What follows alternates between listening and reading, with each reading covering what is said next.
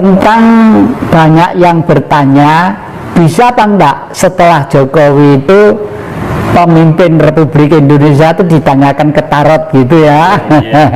Nah, kebetulan pada waktu itu saya tidak tanya siapa RI 1 atau siapa pemimpin Indonesia. Saya hanya bertanya, ternyata jawabannya itu, maaf ya, menakutkan.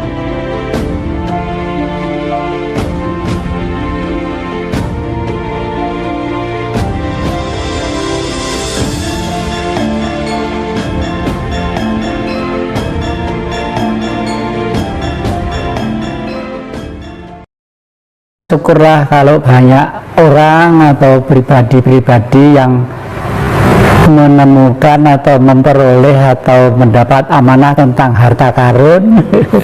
Tapi saya tidak boleh berpikiran tentang itu, karena bagi saya harta karun Bung Karno itu adalah ajaran Bung Karno, Pancasila atau Marxisme itu sendiri ya. Kalau Pancasila masih abstrak, artinya zaman Orde dulu Pancasila, tapi kenapa digulingkan?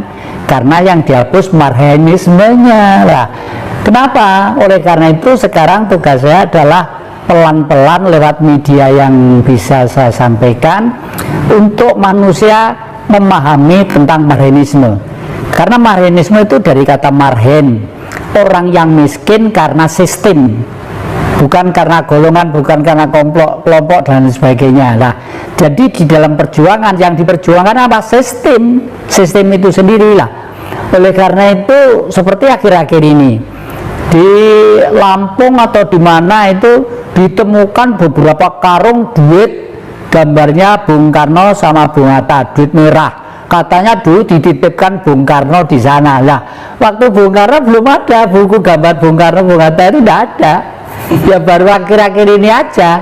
Saya khawatir kalau gitu hal-hal seperti itu merupakan satu pembelokan permasalahan dan menghipnotis masyarakat secara umum supaya tergiur oleh kamuflase yang tidak rasional tadi itu. Yang kedua, kalau duit itu disebar semuanya sendiri, Bung Karno memang insinyur, ahli politik, tapi pikirannya sangat eksak. Justru sangat eksaknya itulah Bung Karno berpikir, kalau duit nanti disebar di mana-mana jumlahnya tidak karu-karuan, kan inflasi, akhirnya harga beras itu bisa juga sekian juta, sekian ribu, itu tidak boleh. Bagaimanapun peredaran duit itu dilindungi, diatur dan dikendalikan gitu ya. Itu kalau peninggalan yang lainnya, saya juga sering diantar ke sini satu lepekan kecil-kecil begini ya, katanya nih mas jumlahnya banyak gitu. Ini mau disuruh beli apa dikasihkan? Kalau suruh beli saya tidak ada uang gitu. Anu Pak, untuk contoh aja, nanti kalau tertarik bisa datang ke sana gitu. Oh iya, kalau punya duit saya tak ke sana. Sampai sekarang saya simpen aja di almari sebagai, ya bukan emas, ya bukan emas ya. Ya mungkin buatan lah gitulah ya. Okay. Terus ini Ki, bisa nggak pemimpin Indonesia setelah Jokowi ini ditaruh ya? Tentang banyak yang bertanya, bisa apa enggak setelah Jokowi itu pemimpin Republik Indonesia itu ditanyakan ke tarot gitu ya. Nah, kebetulan pada waktu itu saya tidak tanya siapa RI 1 atau siapa pemimpin Indonesia. Saya hanya bertanya, ternyata jawabannya itu, maaf ya, menakutkan. Kenapa menakutkan? Karena satu, ada gambar tarot yang judulnya itu seorang jaksa yang ditutup wanita ya, ditutup matanya lalu membawa pedang dua dipegang begini, pengadilan. Yang kedua, lalu si dungu, ada gambarnya si dungu itu seorang laki-laki yang seperti orang agak idiot tapi main-main duit begini, main-main duit. Lalu kartu yang ketiga adalah Raja Putri, artinya Indonesia tetap akan manis dan indah, tapi repotnya nanti itu kartu yang terakhir itu apa? Gambarnya orang saling bertengkar gebuk-gebukan. Itu. Nah, setelah melihat itu itu kok saya itu lalu jadi masuk ke sekarang ini sudah mulai banyak orang yang kehilangan keseimbangan pikiran. Itu salah satu wujud di lapangan bahwa ternyata memang bertengkar dikarenakan butuh makan itu ternyata memang tetap ada lah. Oleh karena itu setelah itu khayalan saya baru, oh mungkin memang ini yang saya maksud, kita akan masuk dalam situasi sakit terhimpit sampai ke langit. Jadi baru setelah Indonesia nanti itu masyarakatnya itu kepepet semuanya, pendidikannya kepepet, kesejahteraannya kepepet, membuka ini kepepet, membuka ini kepepet, buka ini kepepet, dada itu mungkin ya, mungkin baru nanti itu akan ada satu manusia yang tampil di zaman, bayangan saya ini berjalan sampai tahun 2004 bayangan saya, tapi mulai gejolak itu mulai tanggal 12 bulan 12 ya, mulai dari itu yang saya ceritakan di depan tadi itu.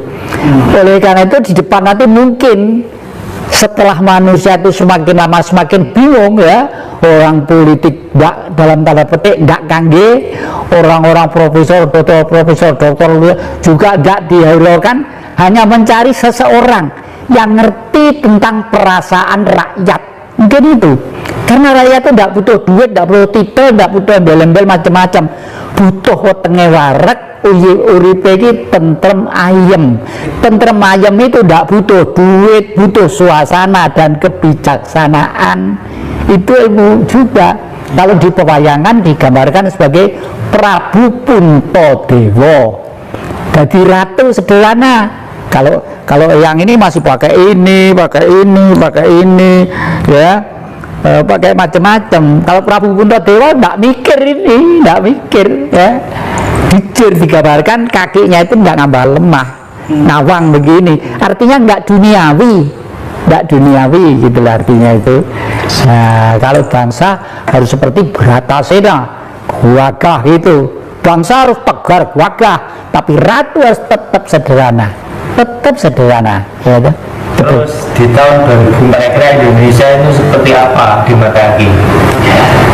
Bayangan saya hanya dengan sistem kerajaan ala Jawa ya, maaf loh, bukan Mataram loh ya. Solo, Jogja itu Jawa, tapi Mataram lama sampai ke Mataram baru.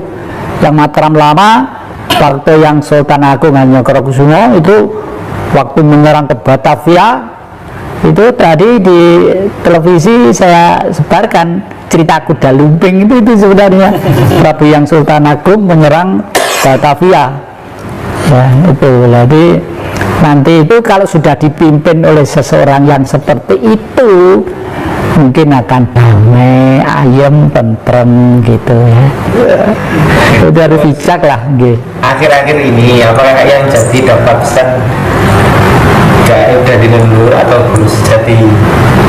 Ya, saya selalu konsultasi dengan guru sejati saya ya. Guru itu bagi saya ada 3. Guru hidup adalah bapak dan ibu saya ya. Itu guru, waktu sejak kecil saya belajar dari beliau dan hasilnya memang hebat sekali. Guru yang kedua adalah guru politik. Itu saya mencari guru, harus mencari seorang politikus yang terbesar kelasnya dunia, yaitu Bung Karno, yang pernah menghimpun Asia, Afrika, Amerika Latin untuk mewujudkan perdamaian dunia dengan kegiatan yang dinamakan olahraga dan kebudayaan dan kesenian, the game of the new emerging forces ya, satu kekuatan baru membentuk suatu dunia baru itu ya.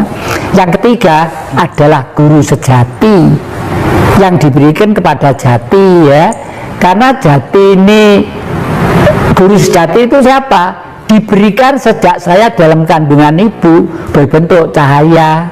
Cahaya itu adalah cahayanya Allah yang bersinar kepada setiap titahnya, baik kepada binatang, baik kepada cacing, kepada pohon-pohon, kepada gaib-gaib, kepada gendruwo, kepada tuyul, kepada apa, apalagi kepada manusia. Di antara ciptaan-ciptaannya tadi yang paling istimewa adalah percaya di dalam tubuh manusia. Oleh karena itu di dalam agama disebutkan manusia itu ada makhluk yang dimuliakan oleh Allah. Di dalam agama Islam seperti itu. Artinya hanya manusia yang patut terdepan untuk membawa kehidupan yang nyata dan tidak nyata, yang gaib dan tidak gaib, yang kecil dan yang besar itu adalah manusia. Nah, Bung Karno sudah membuktikan itu di zaman era baru. Makanya di Jakarta itu budaya di Timur Tengah sudah diboyong ke Jakarta. Namanya apa? Tugu Monas. Yang bawah itu segi 4, yang namanya lingga. Ibu-ibu yang di atas itu Bapak Yoni ya, lingga dan Yoni ya. Alulan lumpang seperti di rumah kakek itu di depan ada lumpang. Itulah di bawah atasnya Mas, artinya murni. Jadi kalau pengen mencari kehidupan yang bersinar, yang sering kita sebut dengan istilah Tuhan, ya harus bersinar yang murni, yang indah. Dan emas itu ternyata bisa untuk mengantisipasi semua permasalahan yang kira-kira menyulitkan kehidupan manusia. Misalnya rumah dikasih susuk emas ya, mobil dikasih susuk emas, orang pengen cantik pengen ganteng pakai susuk emas. Coba terus itu dipelintir sama budaya lain. Waduh, enggak boleh makan, jangan kelor ya, karena itu susuk iso rompok gitu. Padahal kelor itu misinya bagus, istimewa untuk pengembangan gen-gen dan netralisir kembali organ-organ tubuh ini ya. Terus ini masih satu, bagaimana yang jadi memahami konsep hari akhir? Hari akhir ini konsep saya hanya satu, mudah-mudahan nanti itu kalau saya sudah terasa untuk sukma itu pindah ke alam lain, saya sudah pesen ke anak cucu saya, tolong kakek nanti dibakar aja gitu ya. Mungkin bisa buka-buka laci bapak, buku-buku di belakang itu kakek itu siapa tahu ada sempitan duit di sana untuk ongkos bakar ya. Kenapa kok dibakar? Pada hakikatnya manusia itu jasmaninya itu dipinjami oleh alam ya. Daging dipinjami tanah, tulang dipinjami air, darah dipinjami api ya, lalu nafas dipinjami udara. Nah itu sang suci Tuhan harus kembali ke singgasananya Tuhan. Siapa? Di mana singgasananya? Di matahari. Makanya rumah kakek itu ada simbol kerajaan Majapahit, 8 penjuru dunia itu, penjuru 8 itu ya, itu lambang Majapahit. Majapahit itu 341 tahun karena pribadi manusianya menganut ajaran Buddha dan kehidupan sehari-hari akrab dengan semesta alam. Lalu di era modern disebut Hindu Buddha, Siwa Buddha ya. Siwa itu angkasa, Budi itu adalah pribadi manusia. Manusia sadar bahwa manusia itu dulu-dulunya adalah material yang berasal dari langit. Makanya Siwa itu mesti gambarnya biru karena langit itu loh ya. Okay.